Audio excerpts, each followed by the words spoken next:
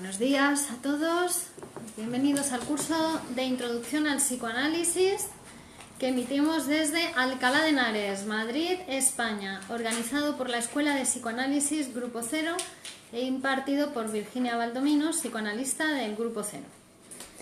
Hoy estamos en la clase séptima del curso de Introducción al Psicoanálisis. Vamos a hablar de resistencia y represión, que son dos conceptos importantes dentro de la teoría del inconsciente, ¿no? de la ciencia del psicoanálisis. Pero antes vamos a terminar de ver un caso clínico que dejamos la vez pasada, cuando estábamos hablando del sentido de los síntomas. ¿Os acordáis que estuvimos hablando de la neurosis obsesiva y trajimos un par de casos para ejemplificar cómo es esto de que los síntomas tienen sentido para el psicoanálisis, ¿no? Igual que los sueños tienen sentido, decíamos, ¿no? Que para otras disciplinas, para otras ciencias, los síntomas, bueno, pues son un producto de la biología o de lo que sea, pero no se adentran en lo que es el sentido del síntoma, ¿no? Que tiene una razón de ser, que aunque no sea racional, lógica, sí lo es para la lógica del inconsciente de ese paciente, ¿no? Que porta ese síntoma o que ha producido ese síntoma. Entonces vimos el otro día un caso de una señora que padecía una neurosis obsesiva grave y habíamos analizado un ritual que ella tenía. Hicimos un análisis concreto de un síntoma muy concreto para ejemplificar cómo se puede llegar a la producción o a la interpretación del sentido de un síntoma. Y vamos a ver ahora otro caso, que también era una paciente de Freud que realizaba, con neurosis obsesiva, y realizaba un ceremonial inherente al acto de acostarse. Entonces, si recordáis, habíamos dicho que la neurosis obsesiva tomaba comportamientos cotidianos, el vestirse, el desvestirse, el comer, el lavarse, ¿no? En esos comportamientos es donde se ponen en manifiesto los síntomas obsesivos. Bueno, pues este es un síntoma, un ceremonial inherente al acto de acostarse. La paciente es una joven y bella muchacha de 19 años. ¿Vale? Es hija única y muy superior a sus padres tanto en formación como en agilidad intelectual. De niña presentaba un carácter salvaje y orgulloso. Y durante los últimos años se mostraba patológicamente nerviosa. Muestra hostilidad frente a su madre y se manifiesta descontenta, deprimida y en un estado de indecisión y de duda, hasta tal punto que no puede atravesar sola plazas ni calles un poco anchas. Es decir, se trata de un estado patológico que podría diagnosticarse como agorafobia, por esta cuestión de miedo a cruzar plazas y calles, y también como neurosis obsesiva, un cuadro un poco mixto. Entonces nos vamos a centrar en el síntoma que nos interesa, que es el ceremonial que realiza cuando se va a acostar y que tiene a sus padres completamente desesperados. Todo el mundo tiene algún ritual cuando se va a acostar, ¿no? Pero como siempre decimos, la diferencia entre la salud y la enfermedad es una cuestión de cantidad. Claro, porque si en ese ritual, ¿no?, que uno hace no pasa nada, un ritual que entraría dentro de la normalidad, si algo del exterior altera vuestro ritual cuando os vais a acostar, no os cabreáis, no os desesperáis, no os ponéis nerviosos, ¿no? Pero en el caso de un ritual obsesivo, cualquier cosa que del exterior venga a alterar esos pasos que da el paciente en su ritual, lo pone muy nervioso, ¿no? Le produce la angustia. Entonces esta paciente hace ese ritual siempre, ¿no?, con esos mismos pasos, dando siempre los mismos pasos. Es inflexible un ritual patológico. Se impone, aunque le cueste sacrificios al paciente, ¿no? Lo tiene que realizar. Se oculta además detrás de fundamentos en apariencia racionales y se caracteriza por una exagerada minuciosidad.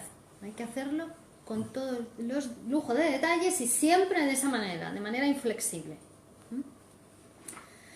Entonces, la paciente dice que para dormir bien tiene que carecer totalmente de ruidos y toma las siguientes precauciones.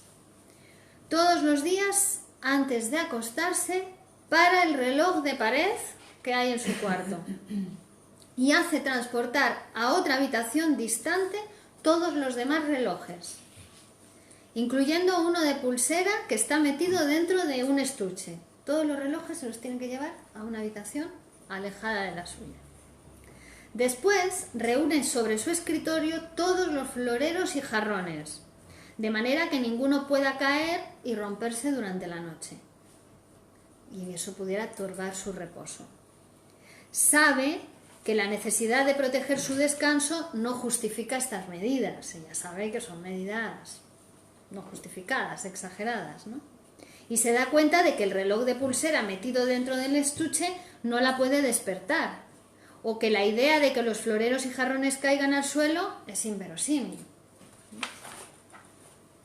Otros ceremoniales, otros detalles del ceremonial no tienen relación lógica con esta cuestión de evitar los ruidos, ¿no?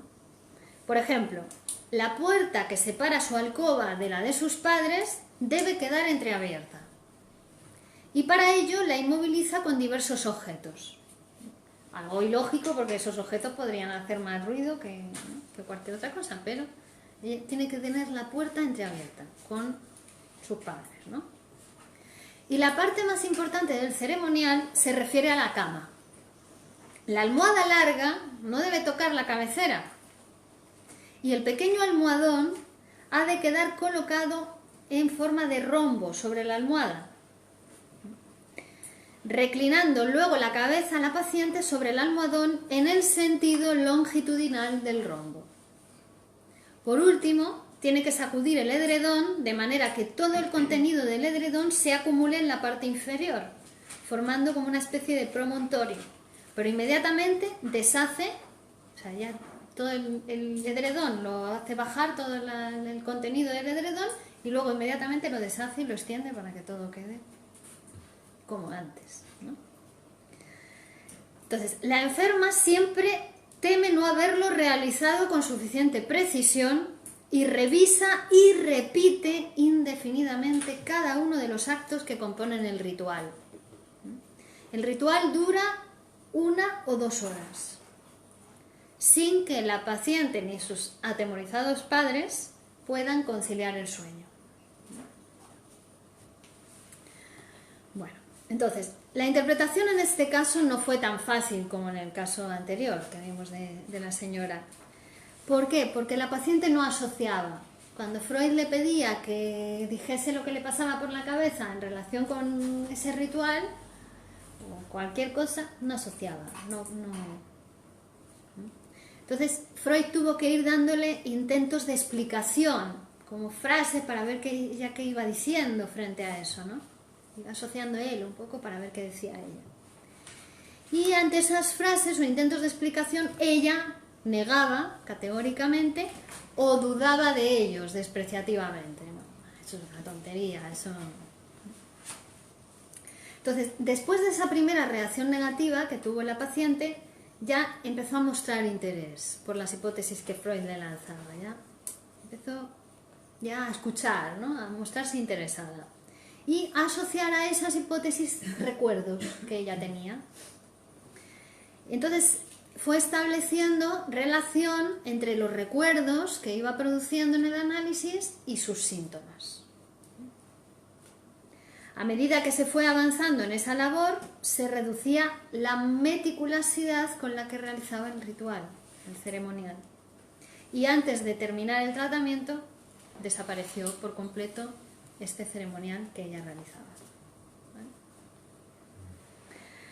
El análisis del síntoma duró varios meses, porque en psicoanálisis no se analiza un síntoma aislado. Eso es lo que empezó intentando hacer Freud y después descartó, porque no es que se tome el síntoma del ritual y se analice solo ese síntoma, sino que el que se analiza es el paciente.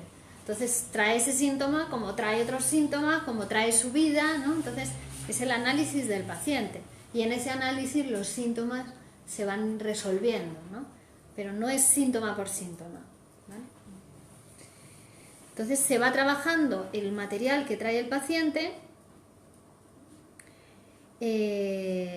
con la seguridad de que si durante un tiempo se ha abandonado el trabajo sobre un síntoma, porque no habla sobre ese síntoma o no trae material sobre ese síntoma, no pasa nada, que ya en otra sesión va a continuar hablando de él, ¿no?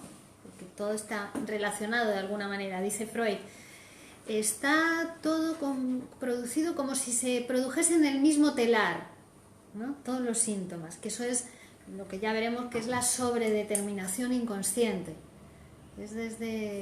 Todos los síntomas tienen algo en común, ¿no? Que es eso, que están sobredeterminados por lo inconsciente. Bueno, entonces, el resultado del análisis. La paciente llegó a comprender que la imposibilidad de dejar un reloj en su cuarto se debía a que para ella el reloj constituía un símbolo del genital femenino. El reloj de pared asume fácilmente y simbólicamente ese sentido, ¿no? ¿Por qué? Por la periódica seguridad de su funcionamiento, ¿no? De hecho, cuando una mujer, por ejemplo, tiene la regla, ¿no?, con mucha periodicidad, con una periodicidad muy clara, se dice funciona como un reloj. Lo que ella temía era ser despertada en su sueño por el tic-tac de la maquinaria, que puede ser considerado una representación simbólica de los latidos del clítoris, ¿no?, cuando entra en erección el genital femenino, ¿no?, el clítoris, uno de los genitales femeninos.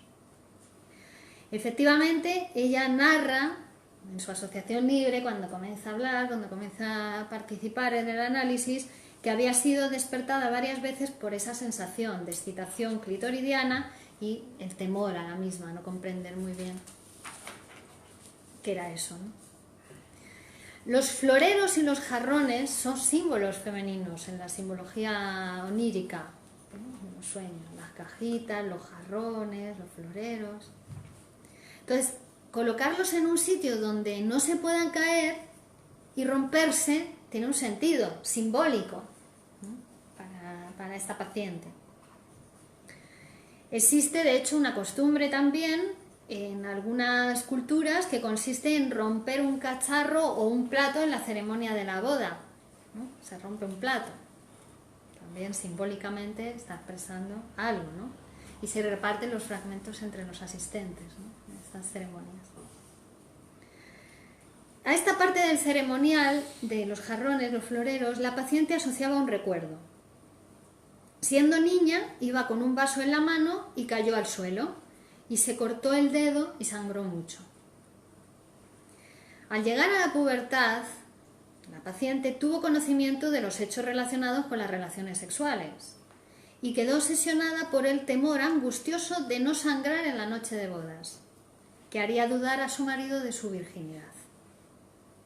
Las precauciones con los jarrones y floreros son una reacción con ese complejo o contra ese complejo relacionado con la virginidad y la hemorragia consecutiva al primer contacto sexual. Estos eran muchos casos de la neurosis virginal, ¿no?, en mujeres jóvenes. Se trata de una reacción de protesta contra el temor de sangrar, pero también contra el temor de no sangrar. Estaba ahí contenido en esa parte, en ese fragmento del ritual. El deseo de prevenir todo ruido con el que la muchacha justifica sus acciones en realidad no tiene que ver con el ceremonial. Era una justificación preconsciente. En cuanto a las almohadas, la paciente dice en su asociación libre: la almohada es siempre mujer y la pared vertical del lecho es hombre. Quería, como por una especie de acto mágico, separar al hombre de la mujer. La almohada no podía tocar la pared. Es decir, impedir a sus padres todo contacto sexual. También cuando dejaba abierta la puerta de la habitación, que daba a la habitación de los padres, lo que pretendía era impedir el contacto sexual entre los padres. Antes de desarrollar su ritual, siendo más pequeña, ya lo había intentado eso, ¿no? Simulando miedo o utilizando un miedo real, o sentía miedo real, y entonces conseguía que la puerta de los padres de la habitación quedase abierta, porque ya tenía miedo. Esa medida permaneció en el ritual, esta cuestión de que la puerta de los padres quedase abierta. Era en realidad un medio de espiar a los padres también. Y a fuerza de estar en constante vigilancia, dice Freud, contrajo un insomnio que duró varios meses, ¿no?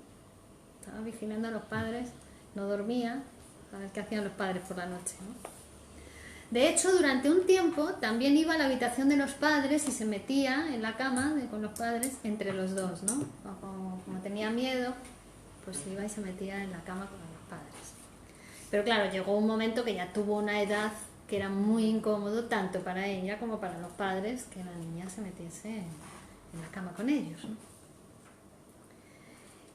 Pero bueno, en ese momento ya se las ingenió para simular un miedo por el cual ella dormía con su padre. También hubo una fase en la que ella dormía con el padre y la madre se iba a dormir a otra cama.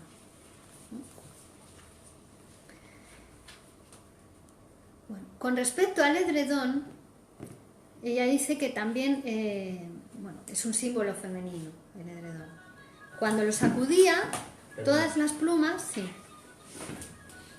se agolpaban en el edredón formando una especie de bolsa abajo del edredón, lo que también tiene un sentido de embarazar a una mujer. Durante muchos años ella tuvo el temor de que le naciese un hermanito, de que la madre se quedase embarazada, ella era hija única. Entonces, si la almohada grande era su madre, el almohadón de encima era su propia persona. El rombo, porque ella ponía el almohadón siempre en forma de rombo, representa los genitales femeninos. Abierto, ¿no? En los gráficos callejeros, este es el genital femenino. Ella, que ponía la cabeza encima del almohadón en forma de rombo, se adjudicaba el papel masculino. Reemplazaba el miembro viril por la cabeza, que también es algo que simbólicamente, ¿no? La decapitación y la castración simbólicamente vienen a ser lo mismo, ¿no? Y en la literatura, por ejemplo, está representada muchas veces así. Bueno, como veis, en este ceremonial se representaban varias fantasías de ella. Estaban ahí todo condensadas, disfrazadas, transformadas, deformadas, en forma de ese ritual que nadie entendía, ¿no? Ni siquiera ella misma, pero en cuanto se aplicó la labor psicoanalítica y se empezó a desbrozar eso, a separar, a analizar, descomponer los síntomas, empezó a surgir toda esta asociación libre, todo este material que estaba sosteniendo esa sintomatología, ese ceremonial. Las formalidades del ceremonial traducían, por una parte, los deseos sexuales de la paciente en sentido positivo, a modo de sustitutivos, y por otra en sentido negativo, como medidas de defensa. Estaban las dos cosas, que vamos a ver, en el síntoma siempre están las dos cuestiones. Está la realización del deseo sexual, infantil, reprimido, ¿no? De forma disfrazada, de forma transformada, deformada, pero a la vez también el síntoma incluye el castigo por la realización del deseo, o como en este caso la medida de defensa. Por una parte estaba el deseo y se realizaba en el síntoma, pero por otra parte todo el síntoma era para defenderse de ese deseo. Y también en muchos casos es un castigo, porque el síntoma produce malestar, produce displacer, produce dolor, produce enfermedad. ¿Veis? En el síntoma están las dos cosas, la realización del deseo y el castigo por el deseo, o la prevención frente al deseo. La joven experimentaba por su padre una atracción erótica cuyos principios se remontaban a su niñez. Y ahí la actitud hostil hacia su madre, ¿no? Ella estaba enamorada del padre, le había quedado en ese punto del complejo de Edipo, que ya vamos a ver en las próximas clases, lo que es esta cuestión, ¿no? porque para todo el mundo sus primeros objetos de amor fueron primero su madre y después su padre. Toda la tarea es desvincularse de ellos o separarse de ellos para salir al mundo en busca de otros objetos de amor, ¿no? Pero ella estaba ahí en esa posición, en ese punto de atracción erótica por su padre, hostilidad hacia su madre. Entonces vemos cómo el análisis nos mete de lleno en la vida erótica, en la vida sexual de la paciente. Tanto que ahora nos sorprende, ahora seguramente, ¿no? Os sorprende el análisis, pero cuando entremos en otros casos de análisis de síntomas neuróticos, veréis que siempre tiene que ver, siempre hay una cuestión sexual en los síntomas, ¿no? En las neurosis de transferencia, que son la neurosis obsesiva, la histeria y la fobia, tienen que ver siempre con la sexualidad infantil. Y en las neurosis de angustia, en las neurosis actuales, que son la neurosis de angustia, la hipocondría y la neurastenia que es cansancio excesivo, ¿no? Siempre tienen que ver con la sexualidad actual de la persona, ¿no? Pero siempre está en juego la cuestión sexual.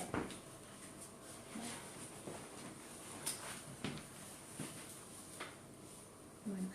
Y luego, por último, decir que en determinadas estructuras clínicas, porque esto son estructuras, es decir, como si uno se quisiera quedar detenido ahí en esa posición, porque el psiquismo está siempre en movimiento y está siempre en transformación, pero la enfermedad acontece cuando uno se queda en una posición como si eso fuera una estructura, ¿no?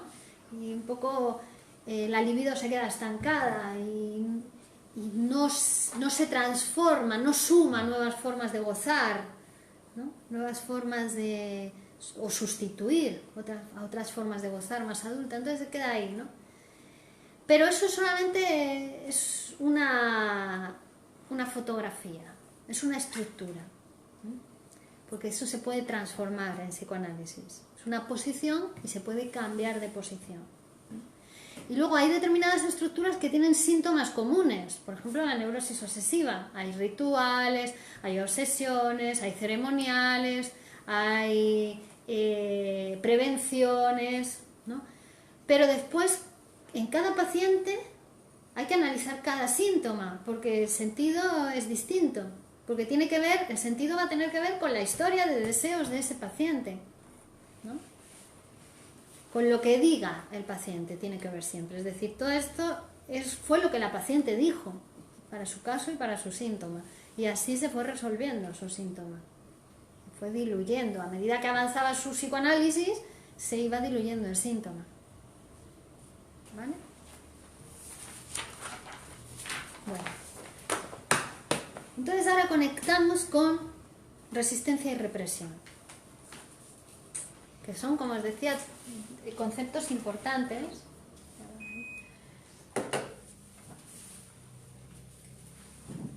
para la teoría del inconsciente.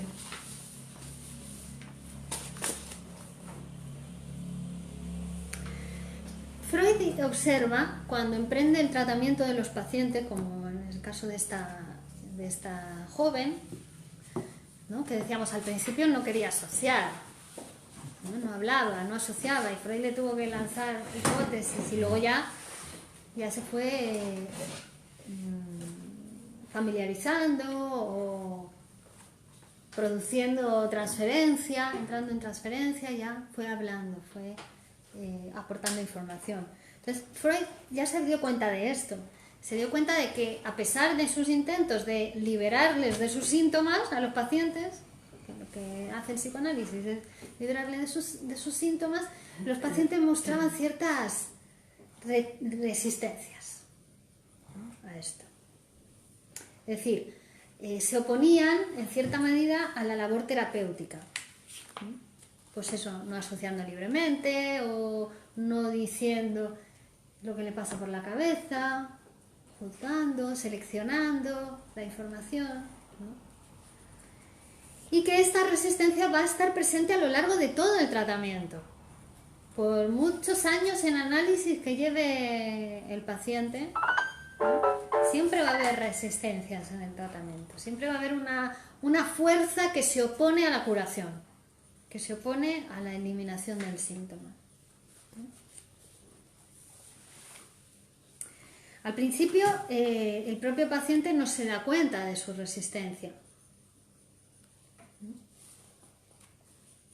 Claro, y además es que parece inverosímil, como una persona que está dispuesta a hacer todo el trabajo posible para curarse, ¿no? Vaya a oponer también una resistencia a la curación. ¿Cómo puede ser eso? Parece increíble, ¿no? Como una persona que tuviera un dolor de muelas tremendo, que no lo soporta, pero se opone a ir al dentista.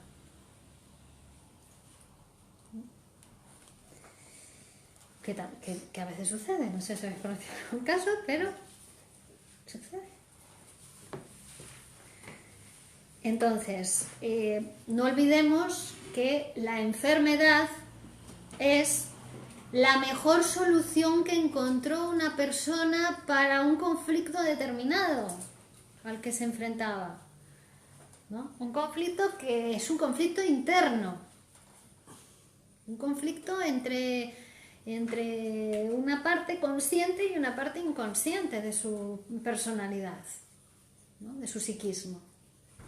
Entonces, claro, fue la mejor solución. No se le puede quitar un síntoma de la noche a la mañana cuando ese síntoma es su muleta donde se apoyó para no caer frente a ese conflicto.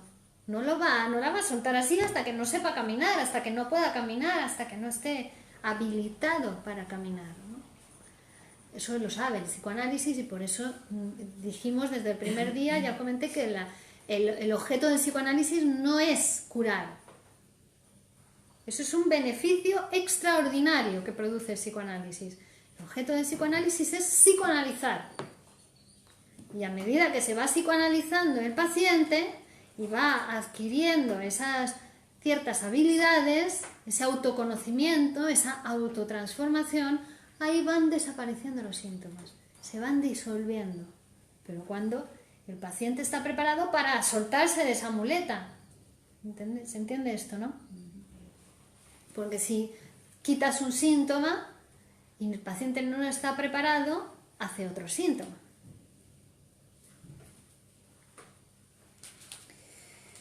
Entonces, la resistencia, esa resistencia que decimos que siempre va a ser una oposición, una fuerza a la curación o al tratamiento o a la labor analítica, al descubrimiento de esas cuestiones sexuales que están ahí en juego, que han dado lugar a los síntomas, es un factor que siempre va a estar presente, como decíamos.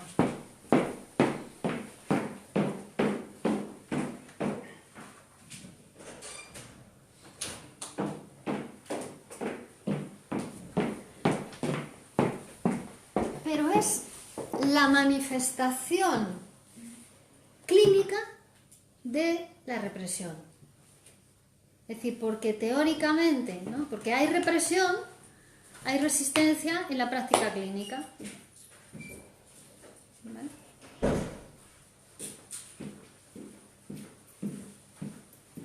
Hola. Es decir, va ligado, el concepto de resistencia va ligado al concepto de represión. Ahora vamos a ver lo que es la represión. ¿Vale? Lo voy a explicar. Entonces, la resistencia del paciente adopta formas muy sutiles a lo largo del tratamiento. Al psicoanalista tampoco le importa, o sea, no es que vaya a ir el psicoanalista, ay, aquí se resiste el paciente, aquí no se resiste, aquí no. El psicoanalista sabe qué pasa, ¿no? No va a, en todo caso le va a hacer alguna interpretación al paciente, hoy usted no se quiere psicoanalizar o algo así, ¿no? No va a ir detrás, pero sabe qué pasa en la práctica clínica.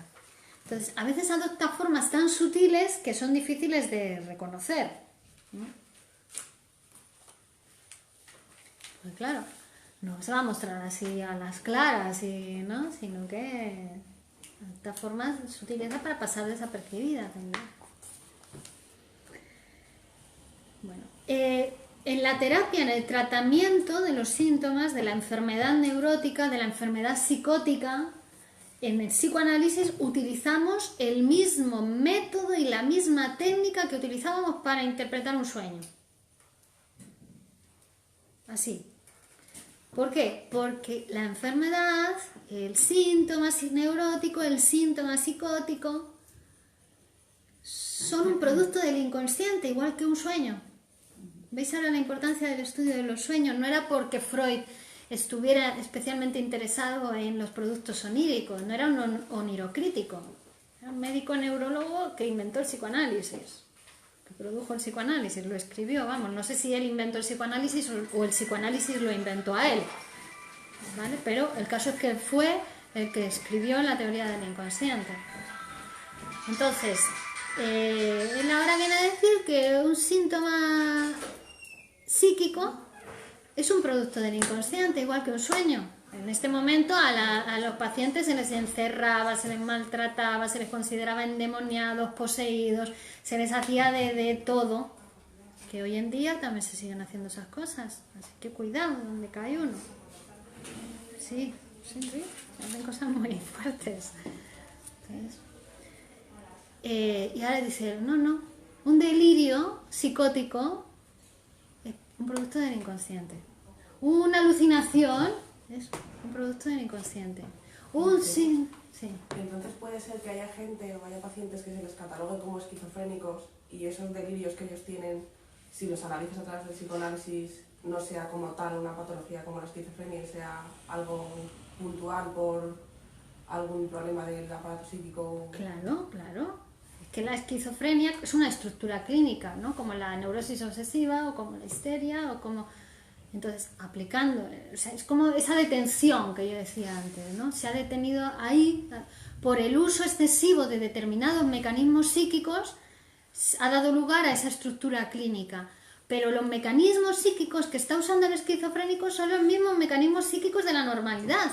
Lo que pasa es que es una cuestión de cantidad. Entonces, con el tratamiento psicoanalítico se descomponen. Claro que se descompone y se produce el sentido de los síntomas, ¿no? Es decir, que se puede recuperar totalmente. Un esquizofrénico, un psicótico, ¿no? Mientras que desde otras perspectivas, otras disciplinas, ya eso no tiene curación. ¿Veis? Es como lo piensa la ciencia el paciente. No tiene curación, entonces lo encierran. O lo mutilan. A veces, incluso físicamente, hacen extirpaciones del lóbulo frontal a los obsesivos, o hacen cosas, pero también lo mutilan químicamente, con fármacos. Entonces, ahí es una mutilación química. Que no pueden pensar, no pueden... Para que no piensen, para que no molesten, ¿no? Bueno, a los niños ahora se les hace eso. A los niños que dicen hiperactivos les dan anfetaminas,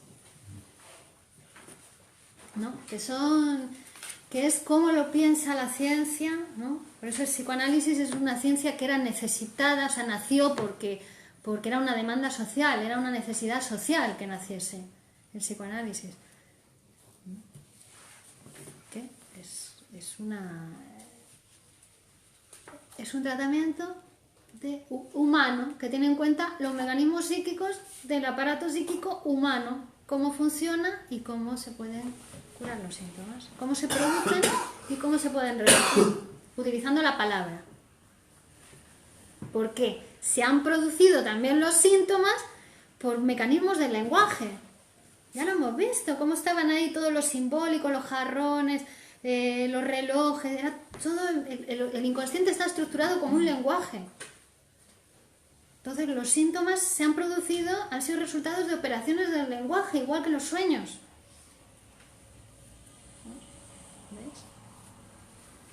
¿Veis? Freud viene a traer esta novedad. A Freud casi lo matan porque traía todas estas cosas novedosas, estas cosas que rompían, produjo una ruptura con las ciencias anteriores, ¿no? Y claro. Y eso, pues claro, produjo cosas, produjo heridas narcisistas en la humanidad. También porque nos traía el inconsciente, el descubrimiento del inconsciente. Es decir, en un momento racionalista, lógico, donde el ser humano era todo racional, ¿no? Que sigue imperando hoy en día el racionalismo, que no es que se haya acabado eso, ¿no? Se ha sumado la lectura psicoanalítica de la realidad, pero uno tiene que hacer un trabajo para apoderarse de esa lectura psicoanalítica de la realidad, porque si no, la manera ingenua de pensar es racionalista o peor, ¿no? Es decir, siempre nosotros habitan todos los pensamientos de la humanidad, cómo se han pensado las cosas, ¿no? O mágicamente, o religiosamente, o de una manera positivista, como las ciencias positivistas, ¿no? Pero también está la manera psicoanalítica de pensar la realidad. Hay que hacer un trabajo, estudiar, leer, ¿no? Para poder pensar las cosas de otra manera. Pero Freud trajo eso, trajo esa posibilidad, el psicoanálisis más bien. Entonces, la técnica es la misma que utilizábamos para analizar el sueño. Asociación libre del paciente, que hable, y ahí nos vamos a enterar, nos vamos a ir enterando de cuál es su historia, de a quién es, de qué habla, de qué va eso que le pasa. Y ahí cuando empieza a hablar, ya nos va situando, nos va dando eso, asociación libre, ideas preconscientes. Ahí no está lo inconsciente, eso ya lo sabemos, no está ahí. Lo inconsciente va a haber que interpretarlo, va a haber que producirlo. Y entonces ese es el método de interpretación-construcción. Técnica, asociación libre en transferencia con el analista, porque no es que uno pueda ir por la calle hablando todo lo que le pasa por la cabeza, y si no, probad lo que pasa si hacéis eso en la calle, ¿no? No, es en un contexto psicoanalítico, con la escucha de un psicoanalista y bajo esa técnica, ¿no? Y en ese encuadre. Bueno, entonces al paciente se le pide eso, que hable libremente, que diga todo lo que quiera, todo lo que pase por la cabeza, sin restricciones, sin censura, sin juzgar si eso es importante o no es importante, porque ya sabemos que hay cosas que cuando la conciencia no las tolera, se desplazan y se manifiestan en detalles insignificantes, porque es una manera de burlar a la censura psíquica. Ya lo sabemos que el inconsciente funciona así, ¿no? A estas alturas del curso ya sabemos más o menos cómo funciona lo inconsciente y cómo produce los sueños. Bueno, pues con los síntomas lo mismo. Entonces, que comunique todo, aunque le parezca absurdo, que haga caso omiso de toda crítica, que haga una autoobservación y vaya diciendo en voz alta, ¿vale? Bueno, pues a pesar de eso, el paciente siempre muestra resistencia, como decimos. ¿Cómo? Pues no dice algo. ¿Y cómo sabemos que no dijo algo? Pues porque después en otras sesiones dice, es que esto no se lo conté el otro día, pero me pareció que era una tontería, pero ya lo había pensado. O lo traía para contárselo y se me olvidó en el momento de la sesión, ¿no? Todos esos son efectos de la resistencia, que siempre se da, siempre.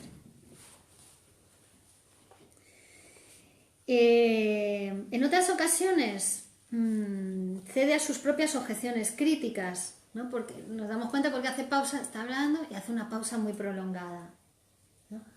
Algo pasó por su cabeza que no quiso decir, ¿no? Por ejemplo. O dice, no, es que esto es como demasiado íntimo, o afecta a otra persona que no está aquí, no sé si hablar de ello, ¿no? Resistencia. Bien. En el neurótico obsesivo, por ejemplo, la resistencia se refugia en un estado de duda. El neurótico obsesivo siempre duda. Está en duda. Sí, y si hago esto, y si hago lo otro, y si hago esto y luego pasa lo otro, y si no sé qué, ¿no? Esa es la manifestación de la resistencia, ¿no? Entonces, en el análisis, en el psicoanálisis, en la labor analítica se va a producir lo que llamamos la transferencia, que es parte de la técnica. La técnica ya hemos dicho que es asociación libre en transferencia, es una parte de la técnica. Y la transferencia es algo que se produce en la situación analítica, es como un cuerpo que produce el paciente con el analista. Transferencia del paciente con el psicoanalista, y es que ahí vamos a tener una clase sobre la transferencia, ¿vale? Pero decir que es un cuerpo que se produce entre ellos, un campo de fuerzas. Entonces, el paciente, hay un momento que en vez de recordar, ¿no?, o más bien esas cosas que le han enfermado y que no puede recordar porque son inconscientes, las empieza a actuar en esa relación transferencial con el analista, ¿no? Se comporta con el analista como si fuera su padre o su madre, ¿no? Entonces las actúa en la relación transferencial. Esos sentimientos y esas actitudes que le llevaron a enfermar y que ahora se resisten a la curación, en lugar de recordarlos, los repite en la relación transferencial, como procedimiento también de resistirse a la curación, al tratamiento. Es común eso, que, por ejemplo, que es una transferencia como si el analista fuera el padre. Entonces esos sentimientos que sentía hacia el padre ahora los siente hacia el analista. O, por ejemplo, la resistencia hace que determinados caracteres de la relación filial ahora se sirve de ellos, la resistencia en el análisis. Por ejemplo, el deseo de independencia con respecto al padre. Ahora tiene deseo de independencia con respecto al analista, ¿no? O el amor propio que impulsa a un hijo a igualar o superar a su padre. Ahora quiere igualar o superar al analista. La repugnancia a echar sobre sí una vez más en la vida el peso de tener que agradecer. Ahora le tiene que agradecer a su psicoanalista que le libere de sus síntomas, igual que antes le tenía que agradecer a su padre haberle dado todo lo que me dio. ¡Ay, qué asco! Qué repugnancia tener que agradecer a alguien que me haya ayudado, yo que puedo solo, ¿no? Todo esto son pensamientos psíquicos, porque el niño era narcisista, no había otros, era todo solo, hasta que se constituyen los otros en el niño, era todo narciso, ¿no? Pero ese narciso sigue estando en nosotros, no ha desaparecido. Entonces, al tener que agradecer a alguien que te ayude, ya es un grado de psicoanálisis avanzado, ¿no? Tolerar que alguien te ayude. Bueno.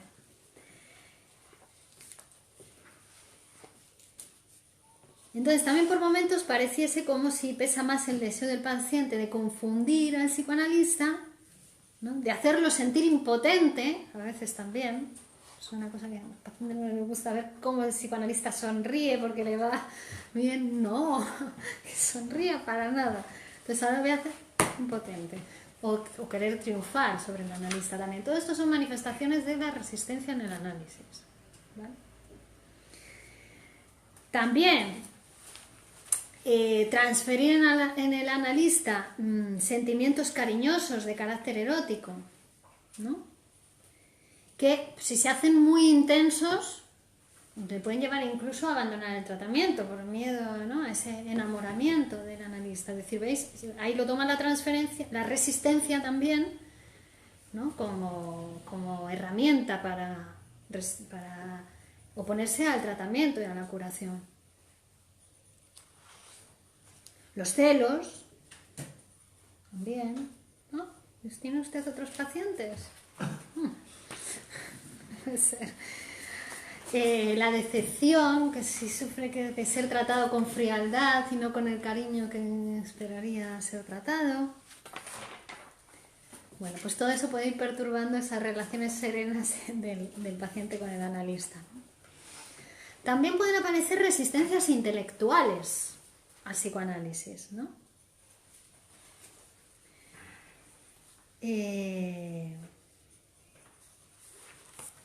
Bueno, igual que cualquier otra resistencia, hay que ir orientándola hacia el tratamiento. Estas resistencias no amenazan a la eficacia del tratamiento psicoanalítico, cualquiera de ellas, puesto que ya el psicoanálisis cuenta con todas estas resistencias, ¿no? No sé, a veces lo digo, que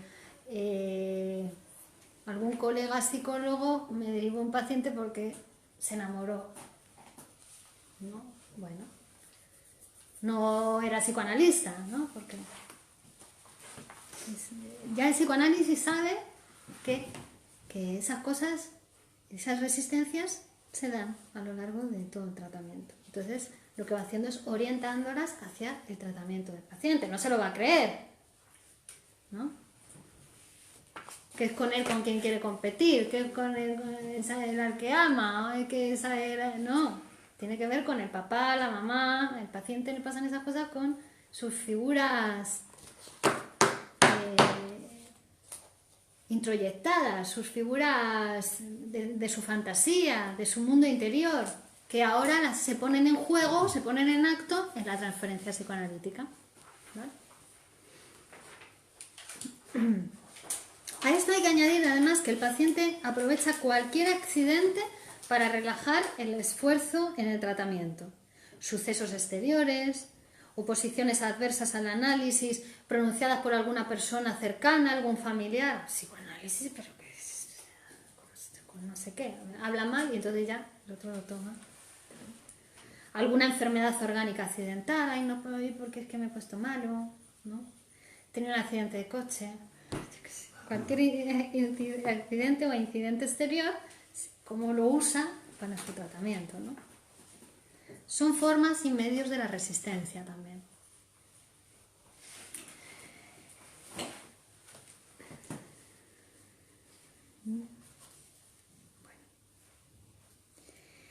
La resistencia cambia constantemente de intensidad a lo largo del tratamiento. Es decir, que un día uno está pagando todo en su psicoanálisis y avanza mucho y dice uff, y al día siguiente se resiste un poco, frena un poco, ¿no? Siempre van variando de intensidad a lo largo del psicoanálisis. Y alcanza su grado máximo en el momento más interesante de la elaboración del mismo. Es decir, cuanto más se está acercando al núcleo patógeno de la cuestión, a eso que le hizo enfermar, ahí es cuando la resistencia se hace más elevada. Y baja de nuevo cuando esa cuestión ya se ha elaborado, se ha hablado, queda más o menos resuelta, baja la resistencia. Los pacientes abandonan y vuelven a adoptar su actitud crítica durante un número incalculable de veces durante el curso del análisis. Cuando se hace más intensa puede llevar al paciente a un estado de anular todo lo alcanzado durante su psicoanálisis hasta ese momento. Entonces, ¿cómo explicamos la resistencia? A ver, ¿de dónde viene esto? ¿Por qué cuando nos estamos acercando más al núcleo patógeno de la cuestión, ahí se hace máxima la resistencia? Por lo que decíamos antes, que la resistencia está estrechamente ligada a otro concepto que es la represión. La represión. Es decir, estas fuerzas que ahora se van oponiendo al tratamiento son las mismas que le hicieron enfermar al paciente. Durante la construcción de sus síntomas, aconteció algo que ahora en el proceso de análisis lo que vamos a hacer es reconstruirlo. Dijimos, igual que en el sueño, los deseos inconscientes que no pueden acceder a la conciencia, pero sí quieren expresarse y manifestarse y satisfacerse y están siempre ahí, bueno, pues lo van a hacer, pero de manera disfrazada. Va a haber desplazamiento, condensación, cuidado de la representabilidad, elaboración secundaria, y ya aparecen en la conciencia disfrazado en forma de síntoma, ¿no? En forma de ceremonial, por ejemplo, pero se está satisfaciendo el deseo inconsciente, de forma disfrazada. Y a la par que hemos dicho que también es una especie de castigo porque le produce sufrimiento al paciente, ¿no? Entonces ahora en el análisis, ¿qué vamos a hacer? Partimos del efecto. El psicoanálisis es una ciencia de efectos siempre, parte del último efecto del sistema. Parte del síntoma y ahora con la asociación libre del paciente vamos a ir descomponiendo ese síntoma y vamos a ir reconstruyendo operaciones donde hubo condensación, donde hubo desplazamiento, donde hubo cuidado de la representabilidad, donde hubo elaboración secundaria y llegamos al deseo inconsciente que dio lugar, por interpretación, llegamos al deseo inconsciente que dio lugar al síntoma. Es decir, es una producción del psicoanálisis, lo interpretamos en el psicoanálisis, lo construimos en el psicoanálisis, el deseo inconsciente del paciente, que dio lugar al síntoma, que dio lugar a la enfermedad, que dio lugar al sueño, lo que sea. Entonces,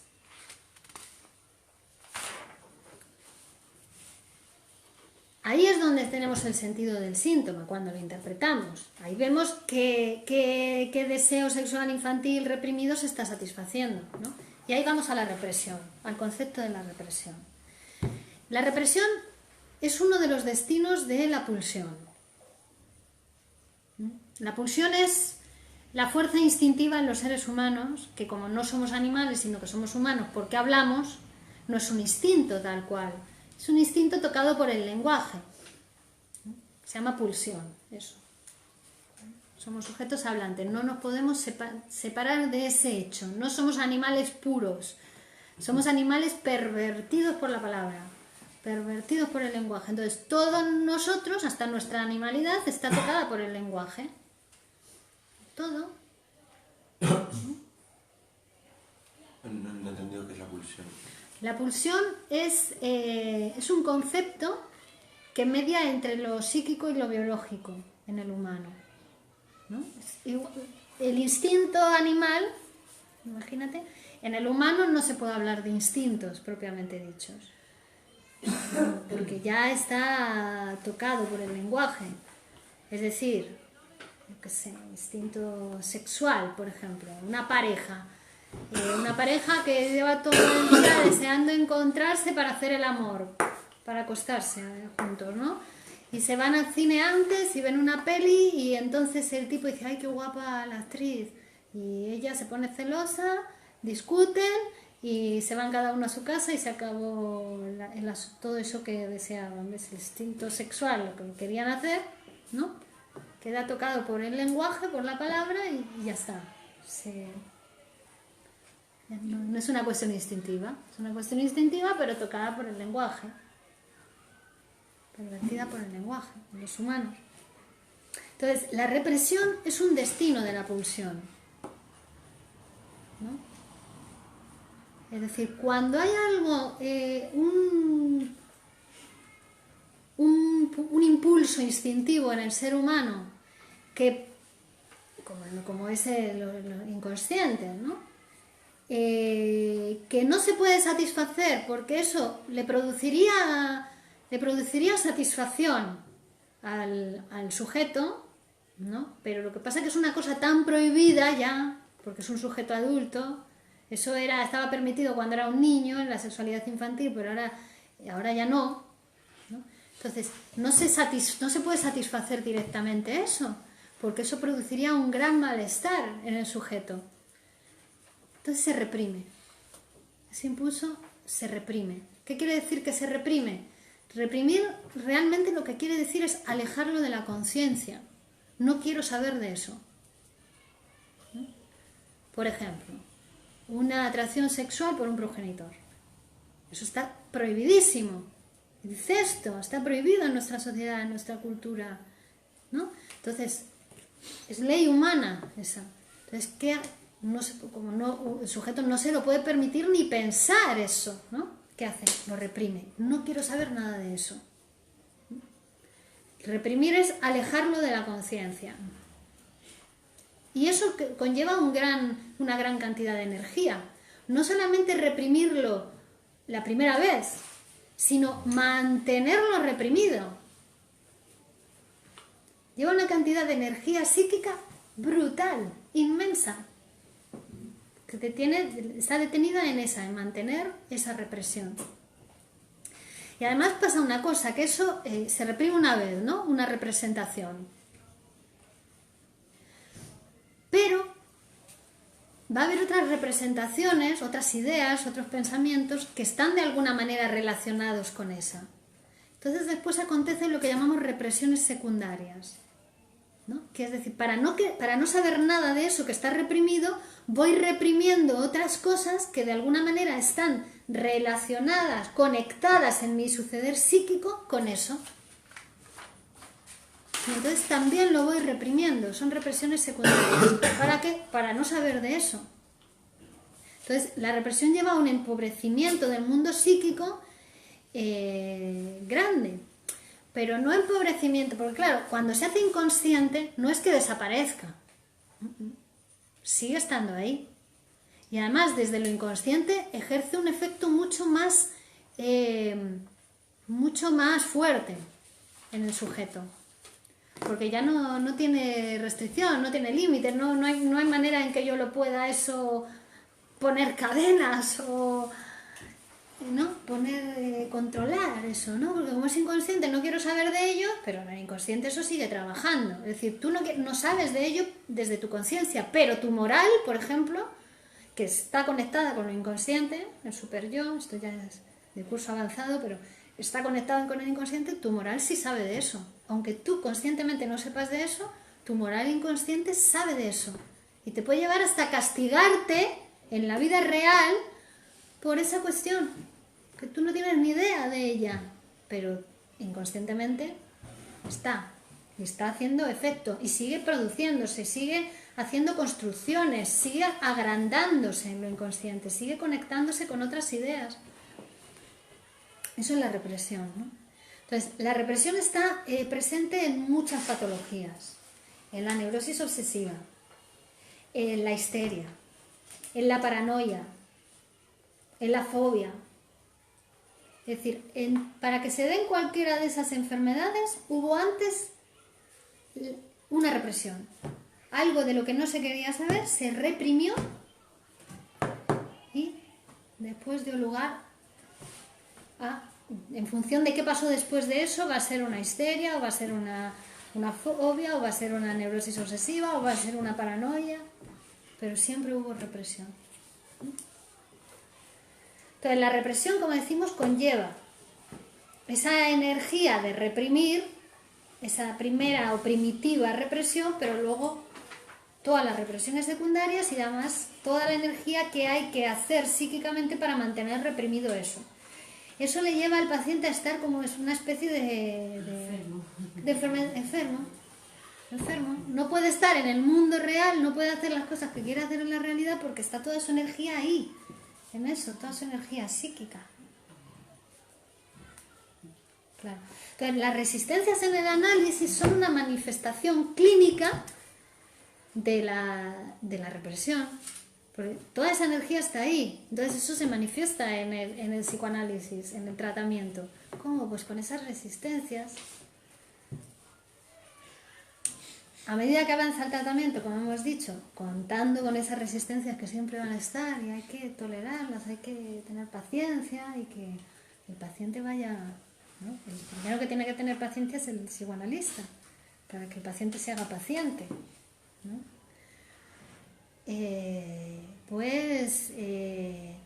A medida que se va psicoanalizando, autoconociéndose, porque va conociendo esos procesos psíquicos internos, inconscientes, que hizo, ¿no? Porque ahí cuando se está acercando al núcleo patógeno hay un nuevo intento de represión muchas veces, pero ya no está solo, ya está el analista, y al analista le brinda su ayuda, le interpreta, entonces es más fácil.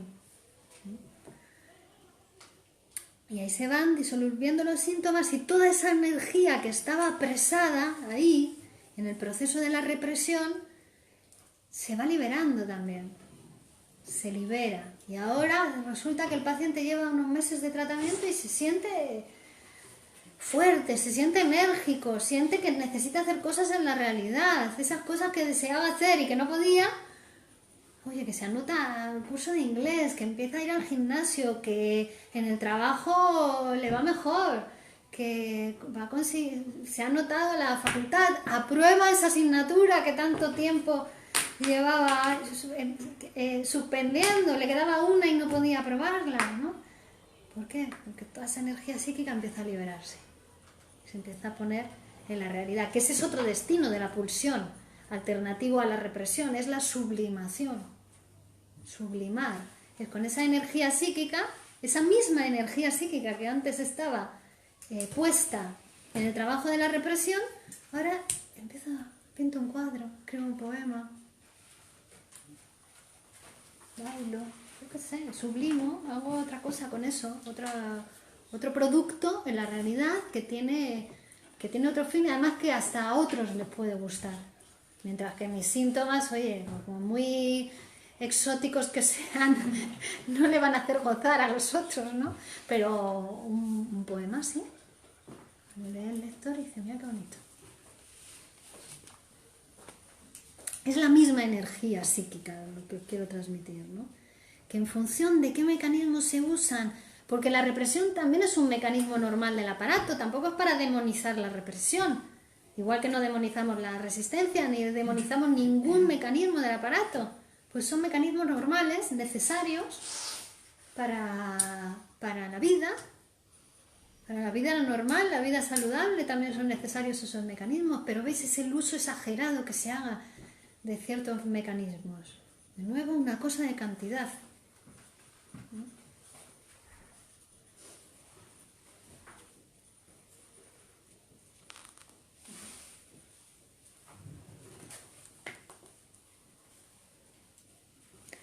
Bueno, hasta aquí.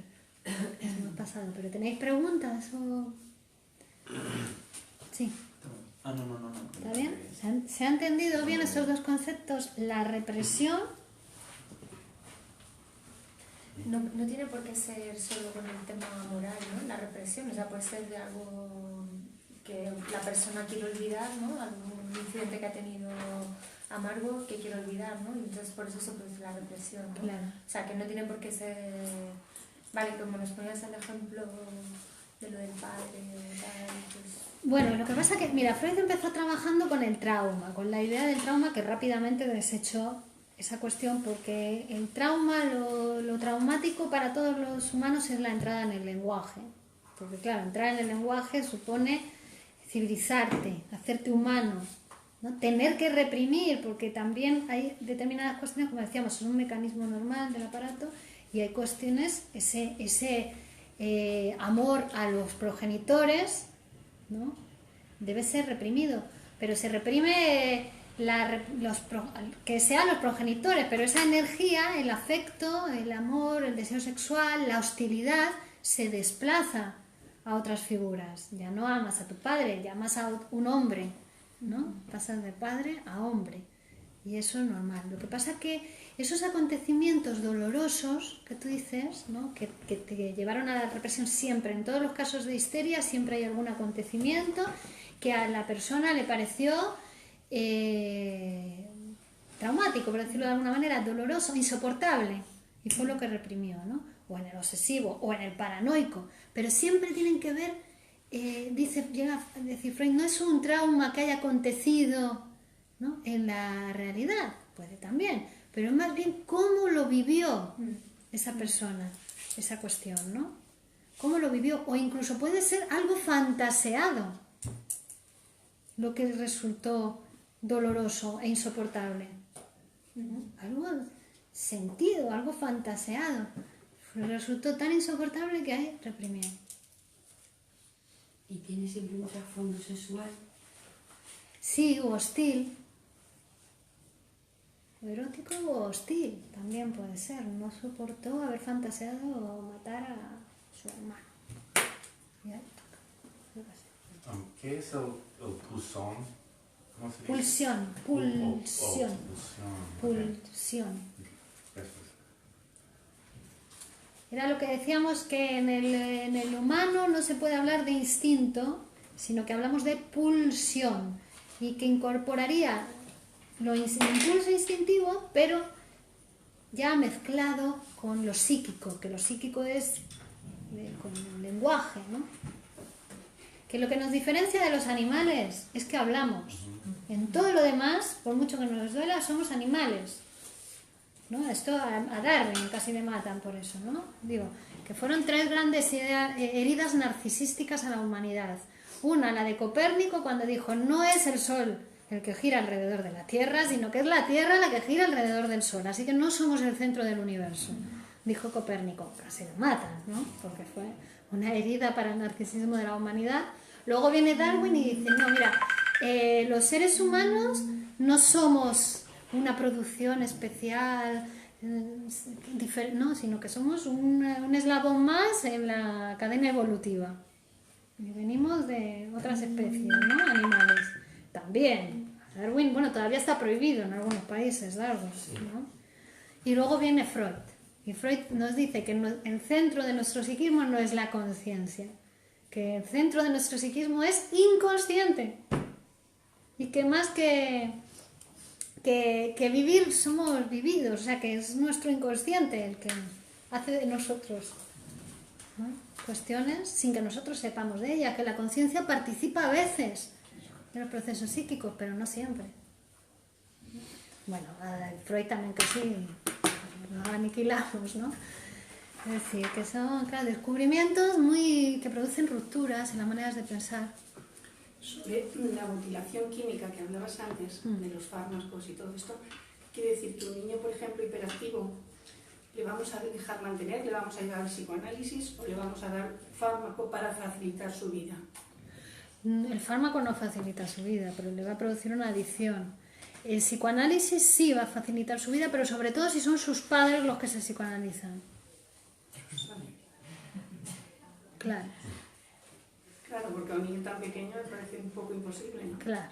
El niño puede venir alguna vez y conversar porque son muy claritos y te dicen todo, pero a un niño hiperactivo, si tú le das, va al cole y después hace música y después va al fútbol y después pinta, no es un niño hiperactivo, es un genio. Es como lo mires. Y los que se tienen que psicoanalizar son los padres. ¿Y hay resultados favorables en estos casos del psicoanálisis con respecto a otras cosas que dices que tienen muchas soluciones como la psicosis o la... Claro. ¿En estos también? Sí. En estos casos sobre todo. Psicoanálisis siempre es eficaz. Siempre. Puede llevar un tiempo, pero siempre es eficaz. Es que hablar con un psicoanalista es eficaz siempre. Porque uno se autoconoce y se autotransforma.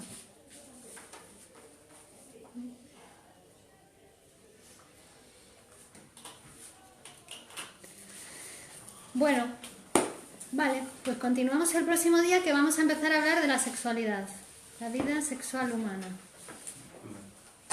La sexualidad de los humanos para que veamos su particularidad. Vale, gracias a todos.